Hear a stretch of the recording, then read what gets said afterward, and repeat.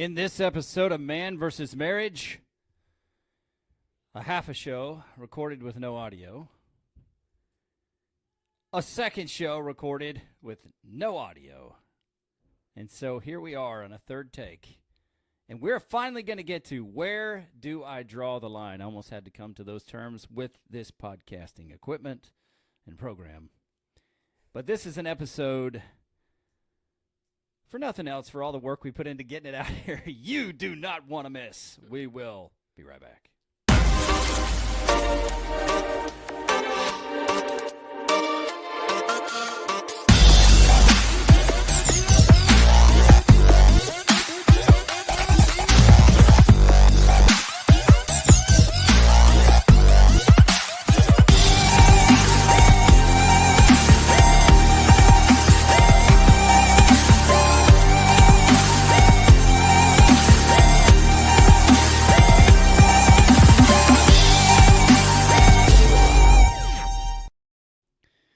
Welcome back to another episode of Man vs. Marriage. It is I, your frustrated servant, the Q-Dog, in the Moran family studio with my lovely wife, Jeannie Moran, and the dogs, apparently. Here they are, honey. My daughter just got home. Yeah, honey, say what's up to the folks and give a great salutation. Give some feedback, I know you love that word, on what we have been trying to do. Well, we've tried 3 times in 3.5 hours, I think. Was it 2.5, 3.5, something like that? It's probably about 3 hours worth of recording that apparently did not record audibly. There's plenty of video. There's no audio. Anyway, that's what you deal with sometimes as a low-budget podcaster. Now we're on Twat Recording 3. That was totally an accident. Test recording turned into twat recording, so please forgive my language. But it was there. Hey, if you are new to the program, I am Quincy Moran, and this is my wife, Jeannie Moran, and we are a married couple of 25 years and counting. 8 children. And our 8 children, boy, they're something else. We have a son. We have triplet daughters, a single daughter, twin daughters, and finally rounded it out with Baby yet another 8. baby 8, who is yet another girl. So 1 boy, 7 girls. And we are here. This podcast is an experience-driven podcast. And we take what we've learned. We take the things that we have screwed up. And then we have reconciled, and we bring them to the program. So welcome to this show. And I was asking Jeannie before, either God doesn't want us to do this or the devil doesn't want us to do this. I guess either way it's going to be done, and it's going to be put out. I would say probably the devil. He's a loser. Anyway, make sure that you utilize the email address, quincy@mvsmpodcast.com. You will get right to me, and I will be happy to help you. Many of you listeners already reach out, and we're proud to have you reach out to us and let us know what it is that we can do to help you. And then make sure that you go, because this show has made an impact on your life, the way you can support this show is, number 1, use the tools. Eat the meat, spit out the bones, but use the tools that we give you in this podcast. Number 2, go to quincymoran.com/apparel and grab some shirts and wear them out there into the public and help us get the word out, because we are truly looking to make an impact on our culture and marriage, and ultimately helping you to get to the marriage that you signed up for. Because we found ourselves at year 10, and it was not what we had signed up for. I don't know if you really ever know what you're signing up for, but it's not that picture that we had in our head. And so with that, we want to get started talking to you today. Where to really start after going into this a third time, I'm not really certain, but I just want to be sensitive to the material, if you will.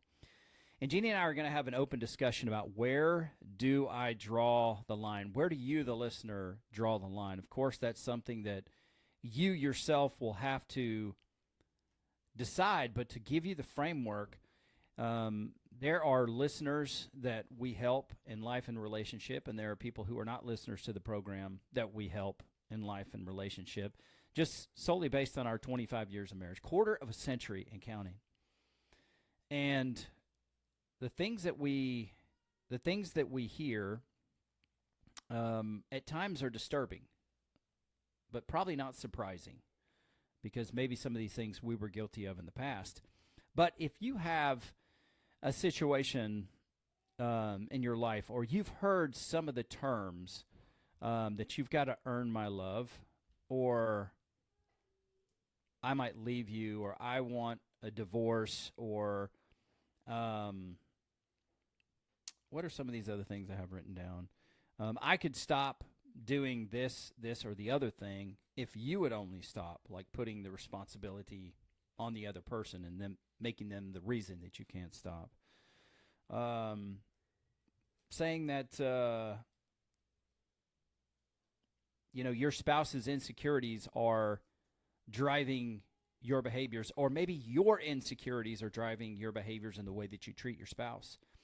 Now, if you hear those types of things, but in good faith, you are making action towards being the very best version of who you can be, and you have made changes, and there is a track record, and your spouse is treating you more like a subordinate at work rather than their spouse, or like I say, using some of this terminology, which is, today I love you, but tomorrow I might leave you, or maybe I should just leave, etc., then you've got some decisions to make in your life.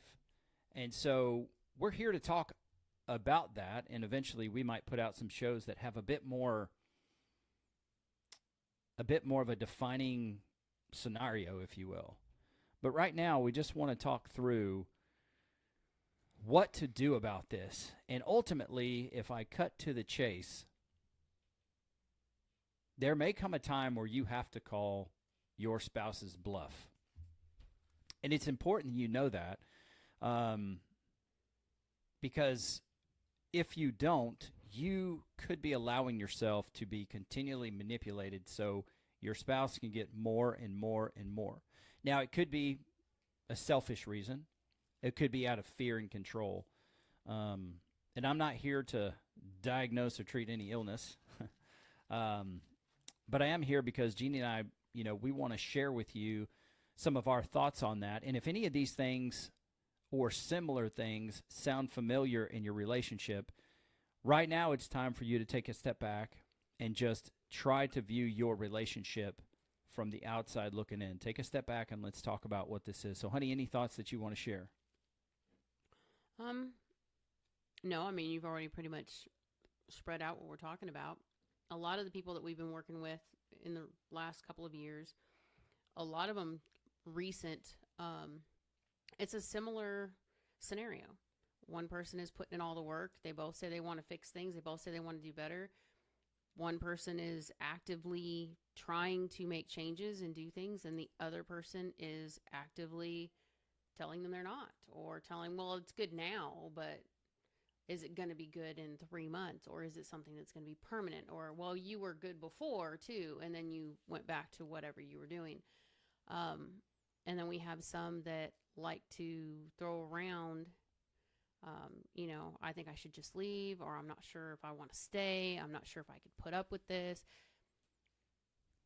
For me, if that was what kept getting tossed back at me, I draw the line. If you think you need to leave, then leave.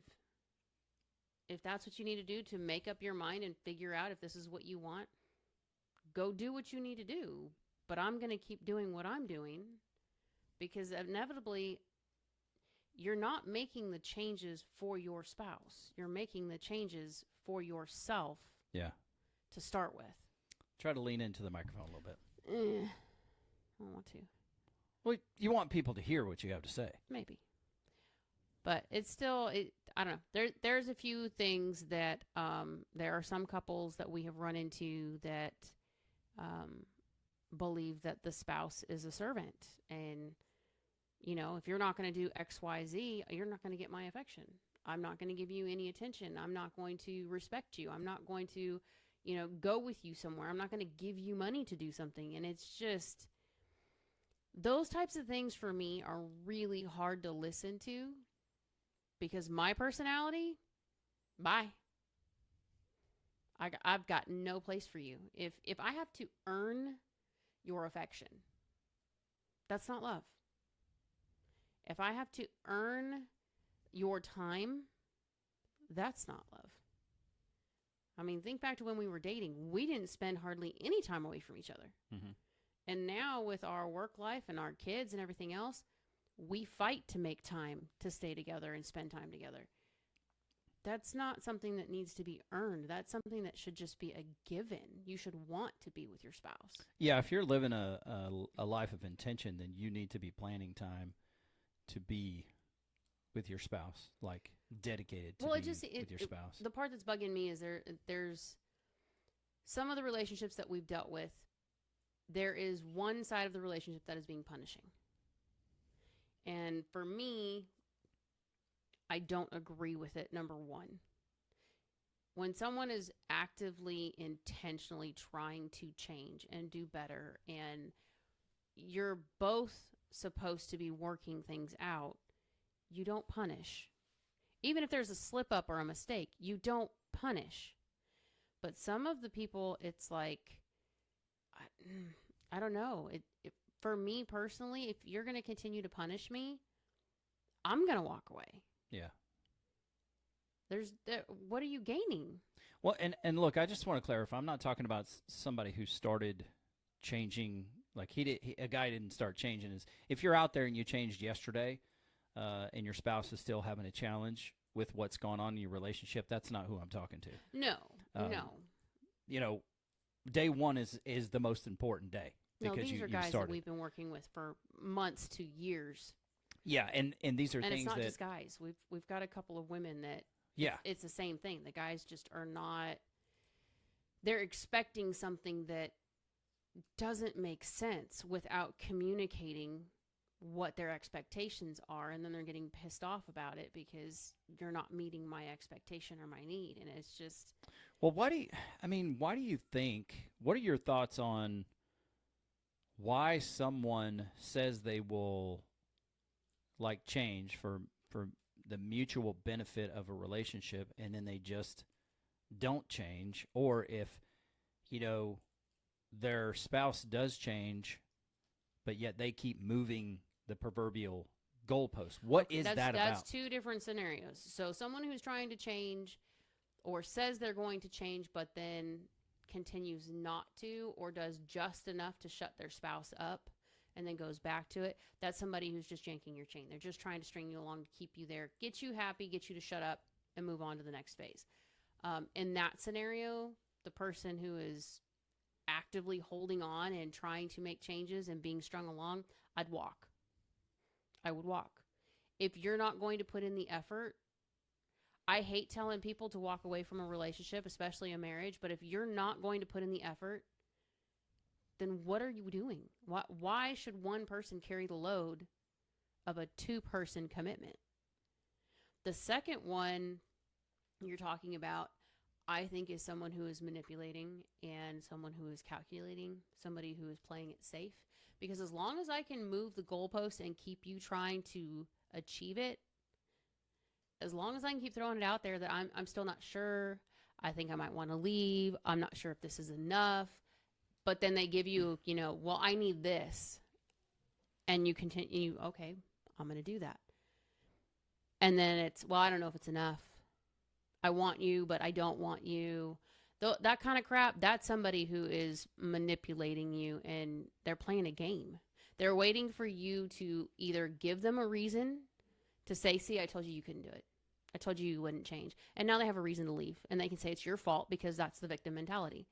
Well, you did this. I can walk away now. There were people in your life that when I started to move in a different direction and change the person that I was, there were people in your life close to you that said it will never last, or, they'll always go back to what they used to do, or I don't remember exactly. Mm-hmm. I know one of the people said all men cheat, and I'm like, well, I took that as a slight, because I'm like, yeah, that's horrible. I've had a few different scenarios when it came to you and I.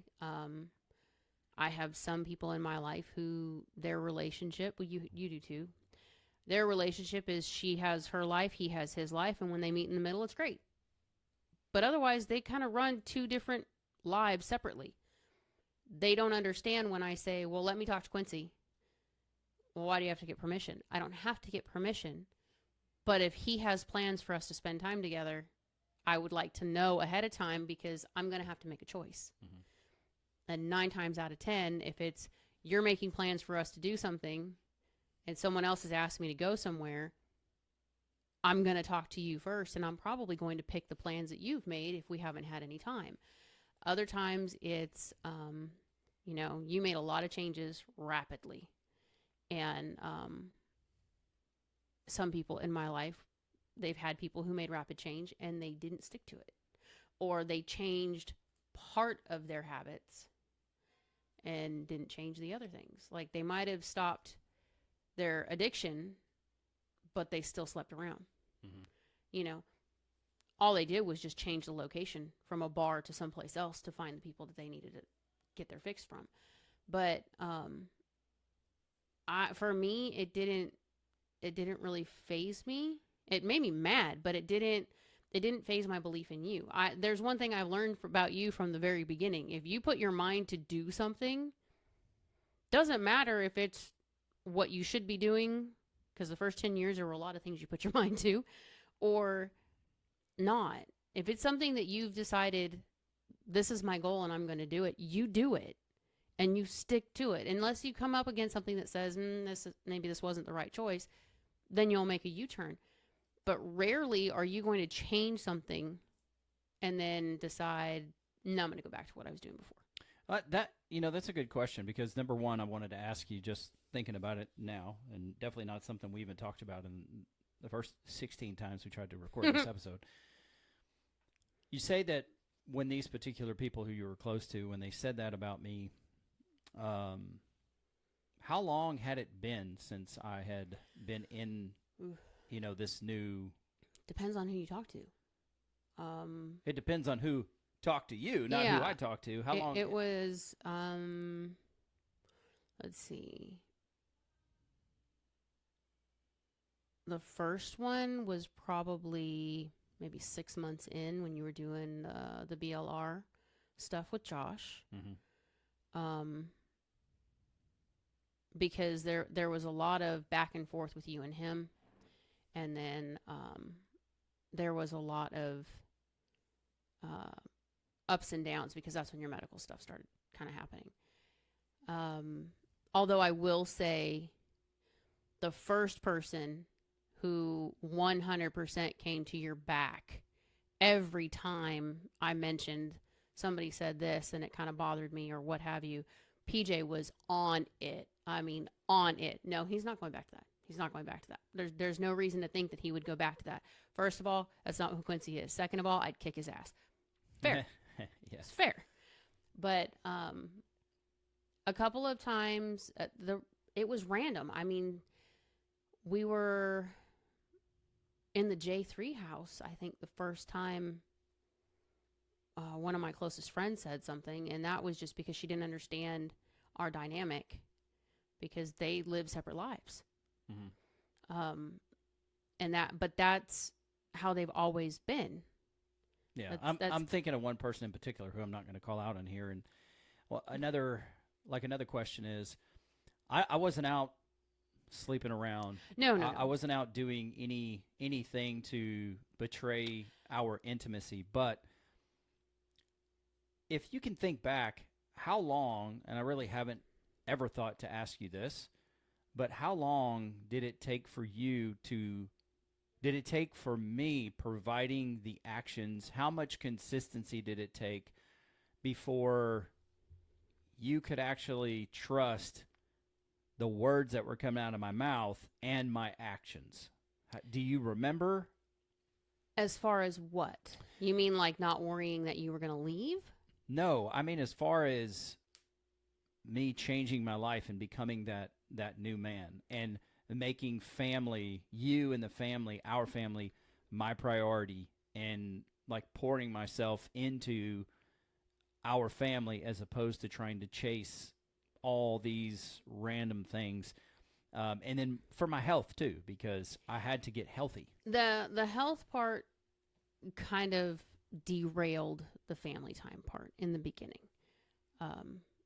Because you were fighting, again, even though it wasn't another job, you were fighting the balance between needing to work out X amount of time, having a job that had no guaranteed cutoff time, and then managing time at home. So that was still, it was still a little bit difficult as far as the home time goes. But I would say probably a few months after Anissa was born, things started shifting. And then it by the time everything really flipped, like when everything was solid for me, we had been seeing Rita probably for a year, close to a year. And the reason I say that is because the argument that happened with one of our closest friends happened almost 1 year to the day that we did that marriage class and then the Living Life by Design. And that, we were already kind of coming into our own and things were better. But I think that drawing that line with that person and putting our marriage in front of them and saying, no, this is a hard limit for both of us. Mm-hmm. That solidified everything for me. Because at that point, I didn't question if I was a priority. I didn't question because that was hard. That was really hard. That was a friendship of almost 19 years at the time. And for me, that was somebody that was your mentor. That was somebody that you valued everything that they told you. And for the first part of our marriage, whatever they told us, we did it. Mm-hmm. We just fell in line with it until we started noticing some things. And it was like, this doesn't feel right with me anymore. But again, and here's where things changed for us, I think. We were both changing individually. And so our eyes were being open to things around us that were no longer acceptable to the standard that we were now trying to live. Yeah. We had girls. Our friend had a couple of girls. Our standard for our girls is, I want them to look at their dad as, this is the type of man you are looking for. I want you to find somebody who puts you first. I want you to find somebody who opens doors for you. I want you to find somebody who doesn't ask you to foot the bill. Not that there's anything wrong with sharing the responsibility, but it shows that they're putting you first. They're respecting you. They're giving you a courtesy. I wanted the girls to know those things. And watching this particular couple and some other people in our lives and some of the things that they were doing, it became more prominent to me to notice, they're not affectionate unless there's someone to watch them be affectionate. Whereas you and I, if we're in a room together and we're anywhere near each other, we're holding hands, we've got a hand on our leg. There's some form of it's a connection we just have to have. Both of us are very high on touch and intimacy. And it's as simple as driving down the road and I've got my hand on your neck or you're holding my hand. It's just what we do. And it's not because anybody's watching us. It's what we want. But I started noticing a lot of other people's behaviors, and then your behaviors were changing and they were no longer matching what was around us. And I think that's when it really clicked, was that night. It boiled down to somebody had expectations of me that were not appropriate, in my opinion. If you're upset with me, you don't go to my husband and tell my husband to talk to me and correct my behavior. If you're upset with me, you need to talk to me. Be a grown-up. Expecting me to apologize because you're butthurt that I didn't meet your expectations at a party, or I didn't say something to you, or whatever. That's not a me problem. Right. But this person took it as a me problem and wanted Quincy to correct the problem. And the conversation, when I finally had the conversation with the person, the whole point was to make a phone call so that we could go meet for dinner. We were going to go out, us and the other couple, we were going to talk, discuss what happened, figure out where the boundaries need to be drawn. Because you and I had been working on this with Rita, because there were other people in our lives at the time, and it was like, okay, but where are the boundaries, and where's my house? Who gets to come in my kitchen? Who has to sit in my living room? Who sits on the curb, and who is way down the freaking road? We had to learn how to do those things, and we were kind of in that part of our counseling. And when I had the phone call with this person and he went off on me, I don't normally get that upset. If somebody gets mad at me and we argue, I might cry because I'm pissed, but it is rare that I cry because I'm worried that it's going to affect you. And that's all it was. I was worried because this split up between the two friends, if you had to make a choice, I was concerned. This is an 18-year friendship and an 11-year marriage that's going through counseling. So I was genuinely concerned. And then when it all went down and you met it head on and said, no, this is my wife. I would at no point ever disrespect your wife like that. I would never treat anyone's wife like that. And you put a boundary up and they refused to apologize or refused to correct the issue. And, we kind of went our separate ways. That was the moment that year was probably the year that we did the most homework. We were stacking tools big time that year. But we had Rita giving us homework and checking in on us. And, 3 years in, we would still call Rita and say, hey, can we come sit down and have a chat? We weren't in full counseling at that point, but it was still, we're hitting something and we need a third party. But for me, that's when it was. I think we were about a year in, almost to the day, because it was summertime. I remember because it was close to a certain birthday that all that happened, and it was the second Alabama game of the year that everything went to crap. Huh. Well, I think your timeline is off slightly because it wasn't an 18-year friendship and an 11-year marriage, because I didn't know this person for 7 years before I met you. But I appreciate you sharing where you were, because I don't know if I have ever asked that question, because there was a time where I was not the most reliable person because I wasn't reliable.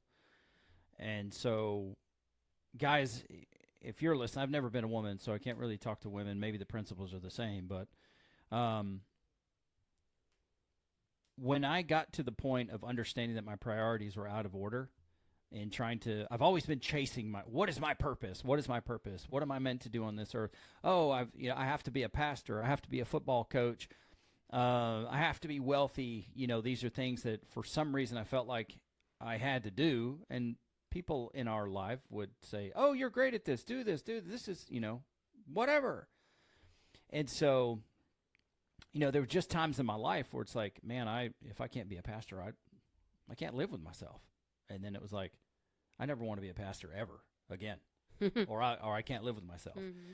And then it's like my love for football is like the opportunity to coach football is an incredible opportunity for me, and I loved it. It is my zone.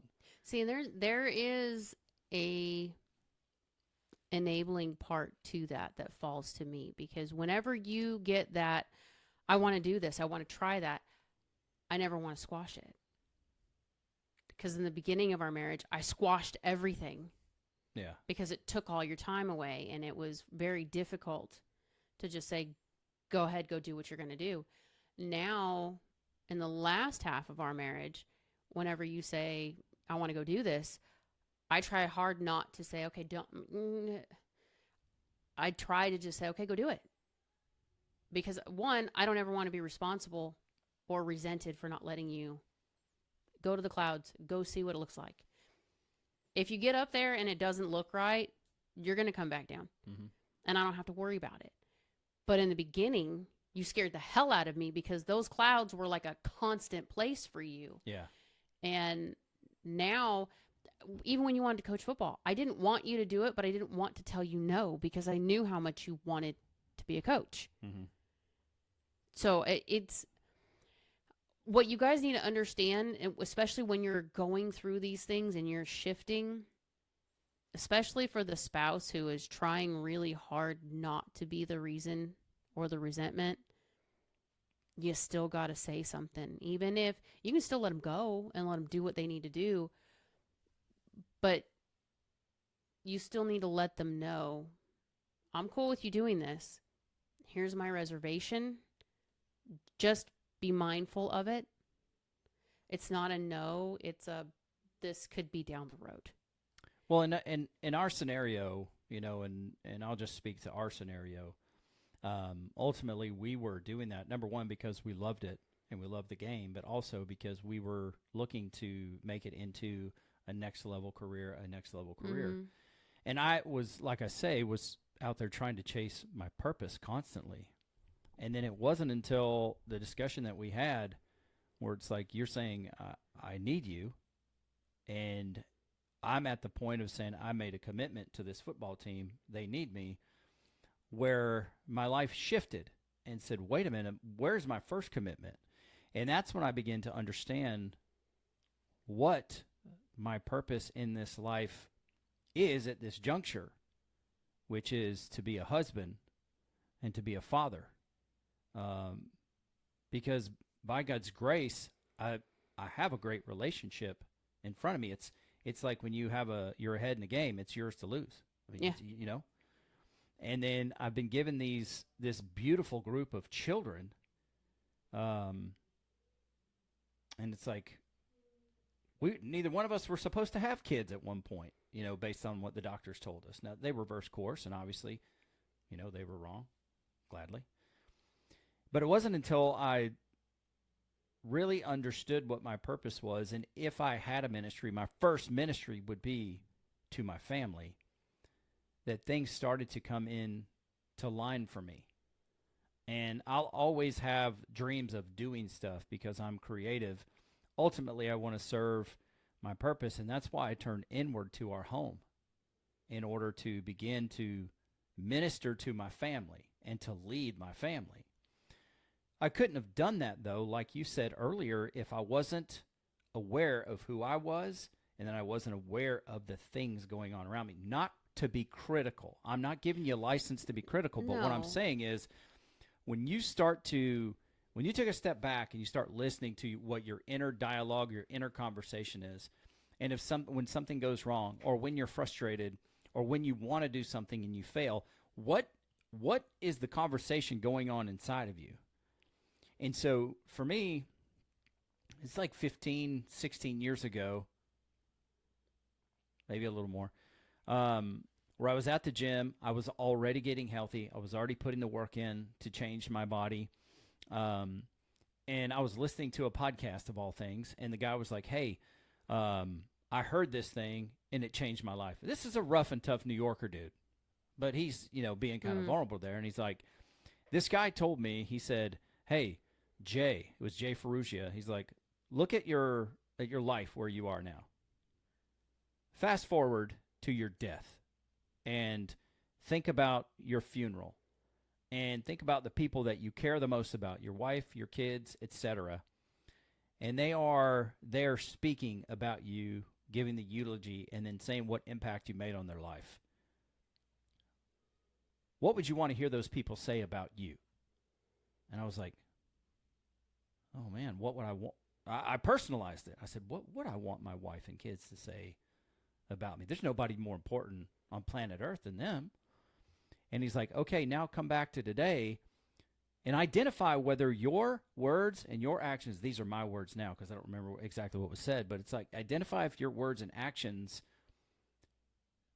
have you on the path to meet those words. Are you becoming those words? And I just a few minutes thinking there, working out in the gym, it's just one of my places that, I spend time with God. I meditate. and listen to these things and challenge myself. And it's like, no, I'm not being those things. And how can I become those things?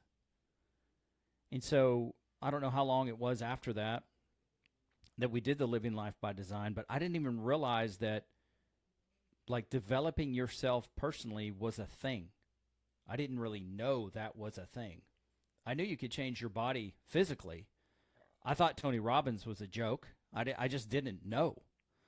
And so that's when I understood about myself that I had some of my personality, some of my emotions that I did not have control over. There were particular people in my life that would cause me to just have an outburst and lose my temper. And I didn't like that. Like I took a step back and I said, I don't like that I allow other people to dictate my attitude.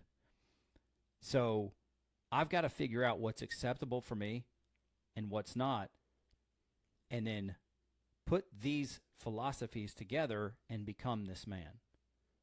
Now, it's become more than where I started, but the secret sauce for me was my faith in Jesus Christ, period. That is what calls me to a higher purpose in my life. Now, I had seen how he had changed, and I've been a Christian for a long time at that point, since I was 13. We're in our 20s or our 30s by that time. But it was like, okay, here's what I think makes a great man, a great husband, a great father. And then I would seek God's heart to say, what do you say about these things? And so everything didn't change at once. And I put in a lot of work before you saw any of the fruits of that labor. Well, and you made adjustments in the beginning. It was when you first started getting healthy. I wanted to choke the life out of you with how many times you changed the diet plan, the meal plan, what we're eating, what the groceries needed to be. And it was always, I swear to you, it was always the day I just bought groceries that you would come home and be like, oh, well, I was switching to this. You're screwed for a week because I'm not changing anything. This is what we have. But which kind of made it difficult for me to trust what you were doing. But you actively kept your commitments.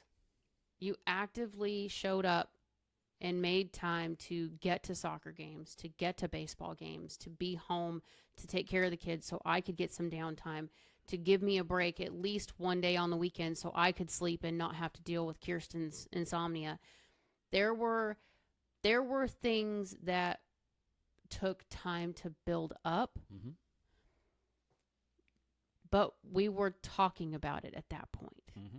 We had gotten to a place where we were having discussions. But like I said in the beginning, both of us made a commitment that we needed to change something. Mm-hmm. Either we're going to get a divorce, live as roommates, or fix the problem. What are we going to do? We made a commitment to try to fix it. Divorce was taken off the table, not an option. We both had two non-negotiables for that particular situation, and neither one of us was in either one of those situations, so that was off the table. Living as roommates, we had already tried that. We'd been doing that. Mm-hmm. It wasn't what we wanted. We hated it. We were miserable. I was depressed. I was always angry. I was always frustrated. I hated that fear ran every decision that I made. I mean, we had kids, and from out the gate, we had medical issues. We had problems with money. We had problems with just keeping up at the beginning of our marriage, and it didn't slow down. It did not slow down. Stuff kept coming. And I know looking back, there were a lot of people that were like, well, just stop having kids. If you guys just stop having kids. But the kids weren't the problem. Mm-hmm. We weren't communicating. Yep. We weren't talking about the expectations. We weren't trying to fill gaps. We were trying to fix problems and put tape over water holes in a dam that tape couldn't fix. Yeah, we had also drawn the lines and were acting out of resentment and disappointment and Oh, we were being frustration. buttheads to each other on purpose. And I say all that about changing and about the path that I took to change, because if you are actively doing that and then you are experiencing some of these things from your spouse, and it has been, say, 3 months, 4 months, 6 months, a year, um, out of respect for yourself as a human being, you did make vows and commitments in your relationship, but at some point, um, you have to really come to terms with whether your spouse is manipulating you or not, or if your spouse does not have the trust in you yet, which trust can take time to build. Well, and that's a hard one, because for some of the Jacks that we talk to, the Jill side, I could tell you in a heartbeat who a manipulator is, who the narcissist is, who the punisher is. Like, I just based on what they're going through. But as a person who is trying to change who you are, actively trying to make amends for mistakes, Mm-hmm. to do better, be better, and move forward, you have to decide, at what point do you stop taking punishment? At what point do you start pushing people out and away from what you're trying to do? I can use our example because once you become self-aware, other people's behaviors really annoy you because you used to do that. And now it really rakes on your nerves because, oh, you're ugly. Stop it. You have a choice. Continue to be around that behavior or distance yourself from it, because that's no longer something that you do, nor do you accept. The same thing goes for us.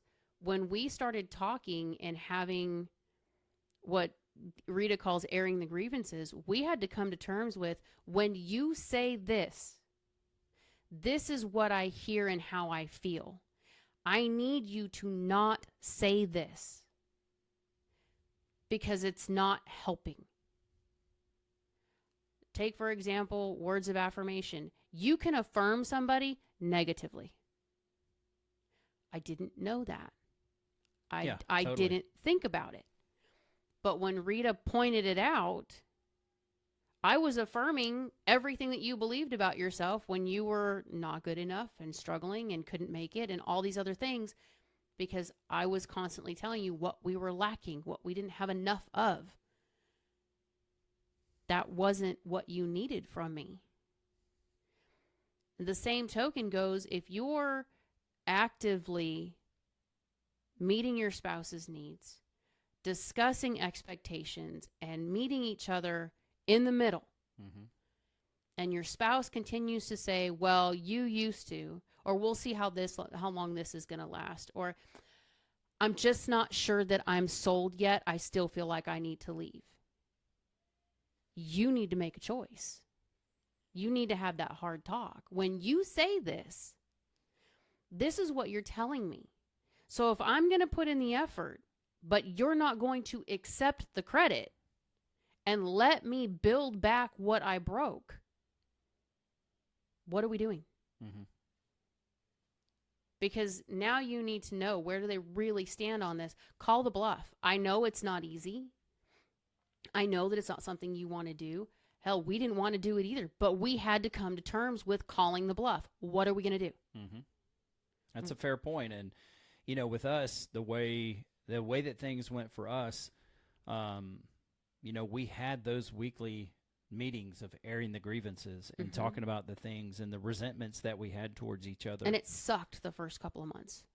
It really did, because it was, especially when we got to the point where you had to grade how we were doing. I don't recommend that. I really don't. Because depending on where you're at mentally, you're going to grade the person real shitty. Yeah, So that was a challenge. That when was we a did some of challenge that. for us because you might have hit all the marks on column 1, 2, and 3, and on column 4, things just didn't hit. And if it was something that hurt, I would tank the score because I was hurt. And it's not meant to punish. It's just I'm hurt. I am not past this yet. So I wouldn't do the rating thing, but we did air the grievances weekly. We had homework weekly. We had to sit down. We had one thing of homework was airing the grievances once a week. We had to go through any conversation, argument, anything that came up that was like, this frustrated me. Or, you know what, when you said this, it made me feel this way, and I didn't really know how to say something in the moment.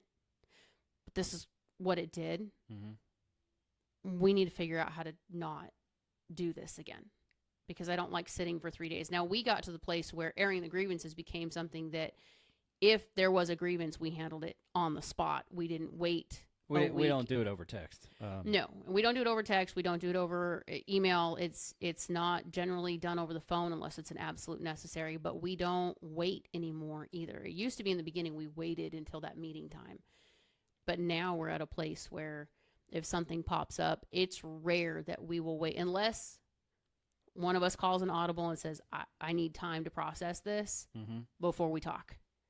Now, you know, I know that there are some caveats here, and so you might have a case of the yeah buts as a listener, say yeah but this and yeah but that, and I totally understand, but the overarching theme here is if you are putting in the work and your intentions and your motivations are pure, and for the good of your relationship, and your spouse keeps moving the goalpost or keeps changing the rules or keeps banging you over the head, though you have made changes, and I'm not talking about perfect because we all are going to make mistakes. Jeannie and I, to this day, we still make mistakes and have to right the wrongs. Just, a few days ago, I was a pouty tail about something stupid. I was also in a lot of pain and had a terrible day. But I had to apologize. I didn't have to, but it was important for me to apologize because of what I say, and I want to live what I say. Some of the things we went through and some of the tools that Coach Rita taught us was the power of listening to your spouse and not taking it personal. The power of saying something and saying, okay, when I said that, what does that mean to you? Or what did you hear me say when I said that? And really getting to the point of what I'm saying is what you're hearing, even if you need an opportunity to say it again. Because if I say X, Y, Z and you hear A, B, C, okay, that's not what I meant. Here's what I meant. And being willing to be wide open and vulnerable with your spouse. And it's hard when you don't trust each other, when you have resentment. So you have to build those things. So for Jeannie and I, there were weeks upon weeks upon weeks where we were working on ourselves. We were working on our relationship. And there were some hard things for us to get past. They were hard things for us. But there was also another place in our life where some of the things, I believe that God saw our heart and he delivered us from some of those things and he reconciled them on our behalf. But thanks to him and his wisdom for our life, I mean, he could see fast forward that we're going to be helping people with their relationship. So there are some things that we needed to work through because the us of 5 years later or 10 years later or 15 years later, we were going to use that skill set to impact other people like we're doing right now. And so it's important when you do something that we call take inventory, find out where you are. Because there are relationships out there, like people, like say a spouse can be so hurt that they are going to punish you as long as they can get away with it because they're hurt and they want to take the pain out on somebody and you're the somebody. Mm-hmm. And so when you are coming to a point where it's like, okay, I'm doing right by my family. Let's start here. I'll start here because this is where I'm start. I'm doing right by my faith. I'm doing right by my commitments. I'm doing right by my family. And if you are continuing to say, yeah, but that's not good enough, or you need to make bigger sacrifices, or in order for this to happen, in order for you to have intimacy with me, these 4 or 5 things need to get done, or you're not putting me in the mood. Just as far as like house chores, or you're speaking to me like I'm your subordinate at work, correcting me like I'm not an adult.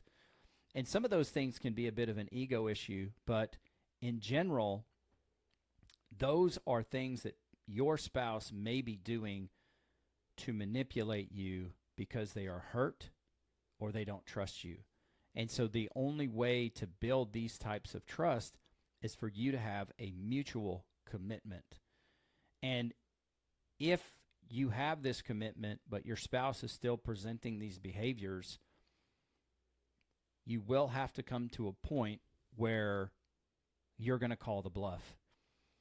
And it can be, I can imagine it's got to be very scary to do that, because I think sometimes guys come to this program and they are so desperate to make their relationship work because they have screwed up, or they just don't know the answer. What am I supposed to do? And so when we start giving them the tools, they become the beck and call guy, where it's like, I'm willing to do anything. So whatever she says, I'm going to go and do that, and they lose their self in the process. Yeah, but see, that's the problem. This is where I have the biggest hang up with some of the jacks that we deal with, and Jill as well. It is not all your responsibility. Right. You cannot, first of all, you are not responsible for your spouse's happiness. You are not. Do you add to it? Absolutely. Can you piss them off and ruin it? Sure. But is it your job to make sure that every whim is met? No. So stop taking on everything as whatever they say they need, I'm just going to do it. Okay, but what do you need? Are your needs being met? Because if you don't do these 5 things, I'm not going to be intimate with you. Okay, let's say you do those 5 things. Well, you didn't do them well enough. Mm-hmm. I don't give a shit if you had to scrub the grout and there's still a stain on it. She couldn't get any better than you did. So why are you being punished? Why are you not getting the touch that you need or the intimacy that you need?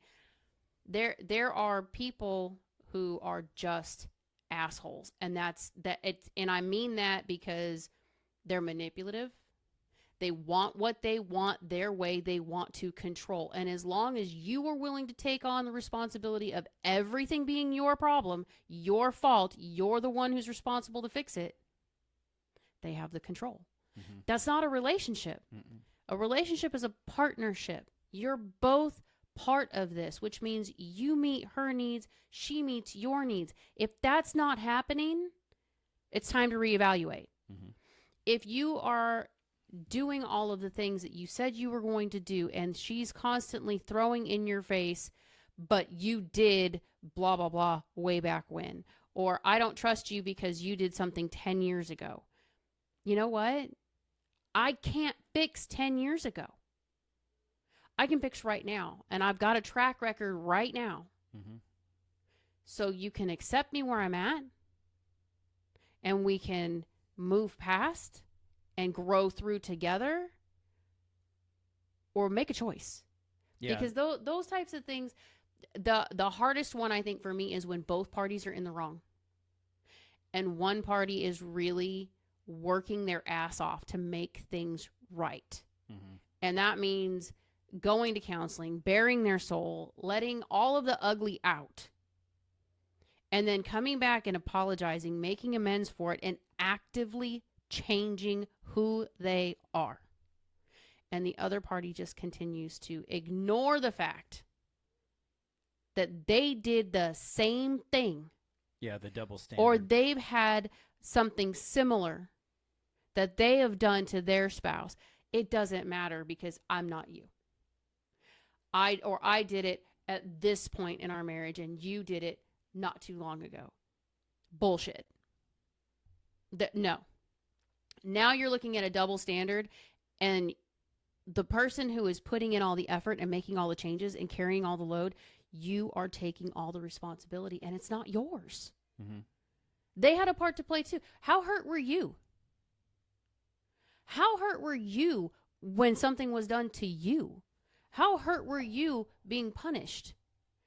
Yeah, that's another thing, is that if your spouse continually only talks about how these things affect him or her, and there's no consideration for how it might affect you. They're self-centered. They don't care.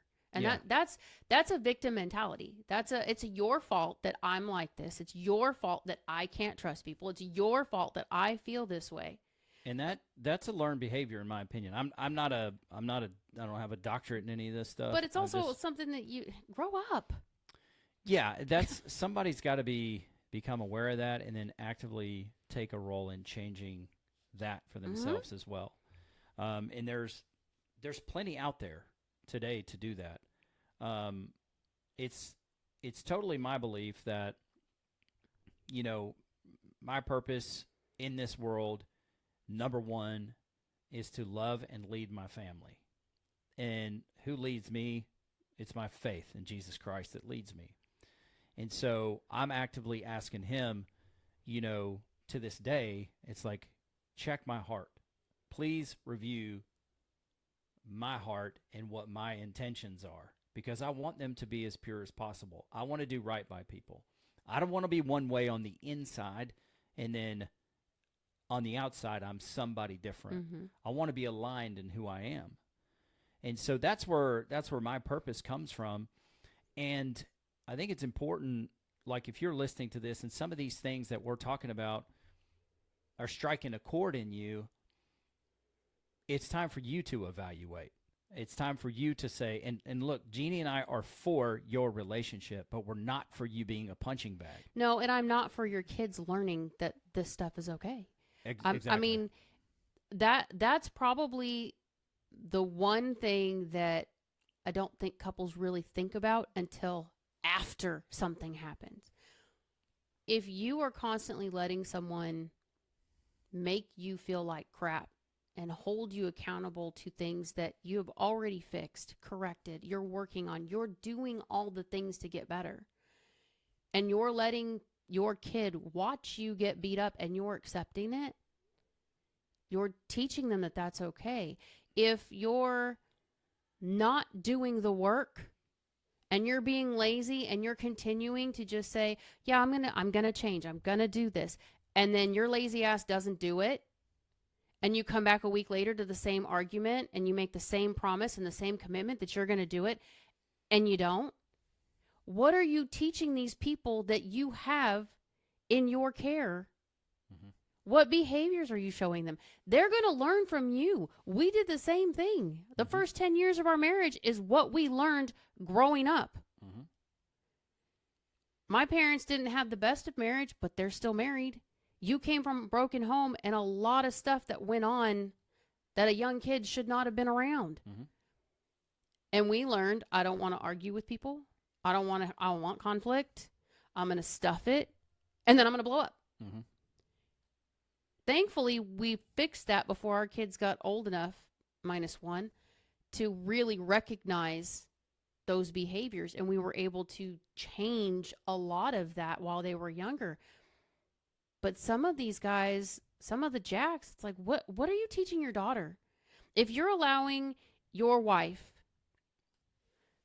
to constantly tell you what a crappy person you are, or you're not good enough, or these things are not acceptable, yet you know you're doing the work. You're sticking to your commitments. You're coming home when you say you're going to come home. You're being there for the kids when you're supposed to. You have some accountability in your life. You have the accountability. Why would you want them to learn that that's okay, that you're just going to accept those things? I'd flip the table. I've done it in a couple of the conversations we've had with Jax and Jills. What does your 13-year-old daughter see? You're allowing someone to convince you that you need to pay all the bills, and it's a female. You need to pay all the bills. You need to take care of all the kids. You need to run the household. You need to be responsible for all of the things. And you're working a full-time job. You're working two jobs. Yep. Taking care of 4 kids. Now, granted, he's got 2 jobs, but that's what he's doing. He's doing 2 jobs and all day long calling, hey, I need you to do this. Hey, I need you to do this. Hey, I need you to do this. And then comes home and expects sex. Homeboy, we're tired. After all that work, what have you done? Okay, you brought home a paycheck. So? There's no, hey, let's go sit on the couch and cuddle and watch a movie. There's no, let's go out to dinner and let me take the load off and get a babysitter. There's none of those things happening. It's just a constant argument over what's not being done when he gets home, or what things weren't being handled appropriately, or arguments over just not getting enough sex. Stupid stuff. I mean, it's stupid, but it's not. But you have a 13-year-old child, a girl, watching you in these arguments, in this conversation. And this is something that's been going on for several years. What are you teaching her? Where is her value? In cooking, cleaning, and paying bills? Okay, what does she get out of it? You're not happy. You're always arguing. You're not having sex. You're unhealthy. You're gaining weight. You're not taking care of yourself. Your kids are around you when you're tired, and you're trying your damnedest not to be cranky with them. What is your kid seeing? These are the people that we are responsible for. This is the first ministry we are given, is our spouse and our children. These are the people that we're sending out in the world. How are you sending them out? That's one of the things I listen to some of these people. I mean, even some of the guys, it's like your wife is constantly berating you, constantly telling you how crappy you are, how you don't do this right, how you don't do that right, just hammering the crap out of you, and you take it. And I'm not saying I want you to split off and divorce, but for God's sake, set a boundary. Yeah, I think there's some things culturally that have kind of taken over lately that could partially be to blame. I think some guys are worried to have a backbone, or, as you said in one of the other recordings, have a set of balls. And in society today, people are quick to pull the toxic masculinity lever, but it's not toxic masculinity to be masculine, or to be a father. Be someone who says, this is just not acceptable. Like you say, if you're doing the work and your spouse is continually threatening you that they're going to leave, at some point you have to say, listen, I love you. I want you to be my wife. I want us to be a family. But if you feel like it's necessary for you to leave because there's things that you can't resolve, then I'm going to invite you to leave. Go take your space. Go take your time. Maybe that's what you need. Maybe you need to go be on your own for a little while and give us a breathing room and continue the counseling until you can figure it out. Or if it's like, listen, sacrifices need to be made in this family. Oh, that one makes me so mad. So you need to make all the sacrifices. More sacrifices need to be made. Well, you've actively made tremendous sacrifices. And that's where I talk to the guys and I say, listen, here is the best advice I can give you. Are you doing the things to actively make yourself a healthy, whole, strong individual? Like when you're on the airplane and the oxygen mask. I mean, everybody uses this analogy, but truly, if you are not healthy, how can you help other people? Mm-hmm. I know there are cases where you can. But you must get healthy and then decide for yourself, where do I draw these lines, and what is the conversation I'm going to have with my spouse to say, listen, I understand this is how it's been in the past, and I understand these are the challenges that we face. I'm coming to you because I want to collaborate with you in our relationship. I want us to do this together. And I want us to talk through the challenges that we have. And are you willing to work with X, Y, and Z? If the answer is not yes, now you have some decisions to make. And I realize that you may feel like that's easy for me to say because I'm here. And look, Jeannie and I still have our own challenges with each other. We still have our challenges with ourselves. And so you can go back through this catalog of podcasts. We still argue. And you can hear that we have to work through these things. The fact is that if you are willing to stop fighting to be right, and you are willing to fight for your relationship for what is right, you're willing to exercise forgiveness, both parties, you're willing to negotiate and compromise, you're willing to learn how to defer to the strengths of your relationship, and then you're willing to give grace upon grace and forgiveness, and begin to think the best about your spouse rather than waiting for them to fail, you can get on a path to reconciliation. You truly can. Mm-hmm. If your motivations are pure, if they are holy, if your intentions are good and true, then your life will begin to line up. It doesn't mean that everything gets easy, but now you have someone who is in this with you. And then you guys are working together. And what it looks like in year 1 or 2 may not be the same as it looks like in year 10 because you guys are actively growing. Like one of the things I thought was crazy that Ed Milet says every 10 years you are physically a new person. From skin to bones to every cell in your body, you are somebody new.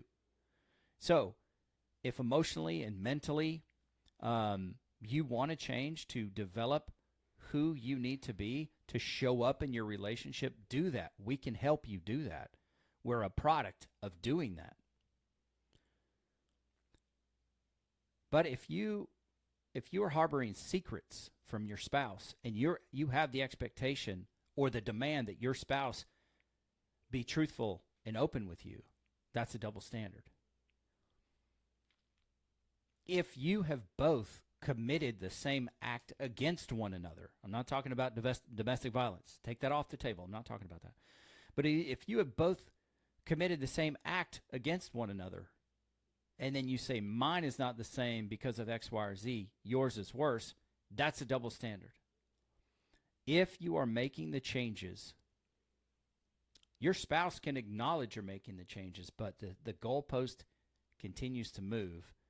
It is now time for you to decide, where are you going to draw the line? How do you do that? It takes a monumental amount of courage.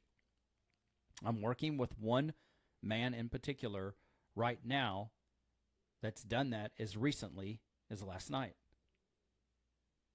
And so what is there? How do you do that? What are you to expect the outcome from that? And the funny thing about that is when Jack called that bluff, she made the comment that, she's going to end it, this, that. And then the very next morning was like, wait a minute.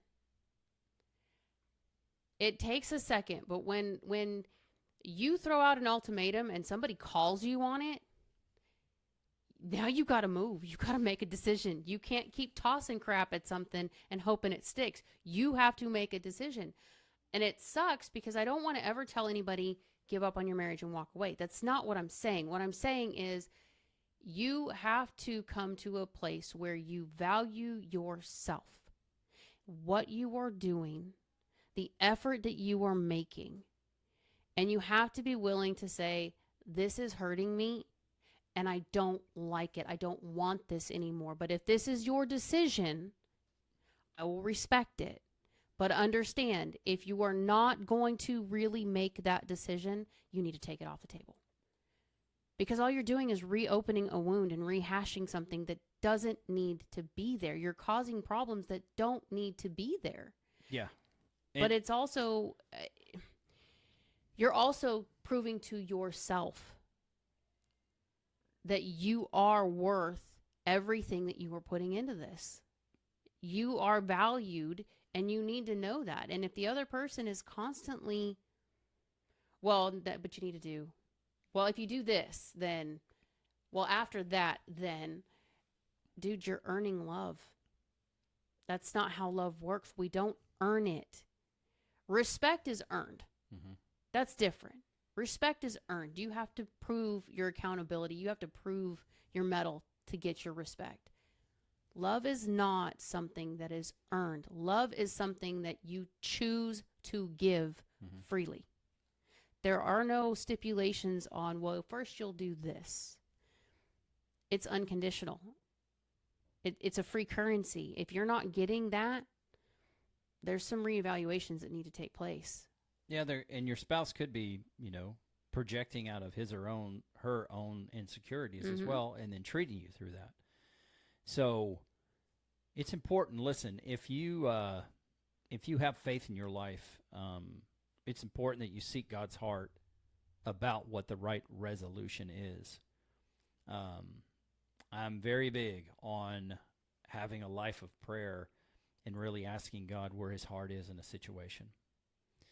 And so it's important. I mean, I hope that you are praying for your spouse in this particular situation, and that you are praying for yourself, that you're going to see what is right, and what is the right path to follow.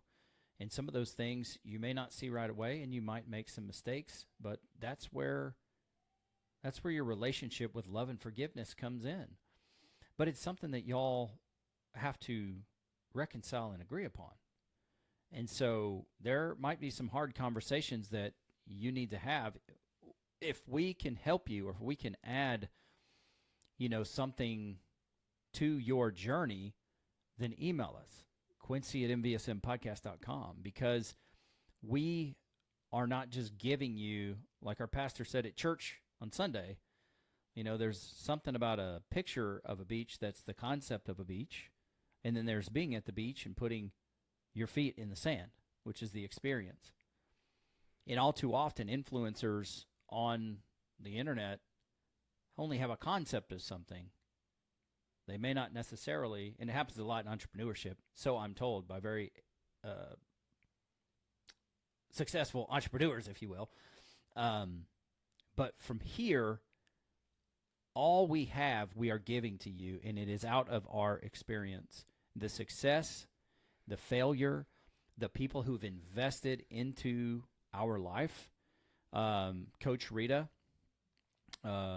Pastor Bill, John DeBach, Dan Purcell, Jason and Tina Marie, just people that have been on the program that invest something in us that's a treasure, and we learn from them. My cousin Noah, and you, the listeners who've been on the program as well. Izzy, Jacob, Rick, Andrew, who's on the program. All these people that have been on the program, they are adding value to our life, and we are doing our best to add value to your life, and just to help create some awareness where you are, and help you along this journey, not just in marriage, but in life as well. And so I want you to know that we don't know you by name necessarily, but we do care about you. And the reason I can say that with extreme confidence is because in many ways, we used to be you. And we know what is possible because we've been intentional about becoming who we wanted to be, and investing in our marriage and our relationship, because we signed up for something to be great. We still have work to do, but we're closer now than we've ever been. And while our life is changing now because our children are all becoming adults, and now we have a different role in their lives, consequently, our relationship is evolving too. It has to evolve. And so the challenge is not up to me to do. Now, look, you hear that marriage is 50-50. That's bull. Because sometimes it's 60-40. Sometimes it's 70-30. There are seasons But it's still in a relationship. partnership. It is. But I can tell you the times that either one of us has had surgery, I'm not giving 50-50. You weren't giving 50-50.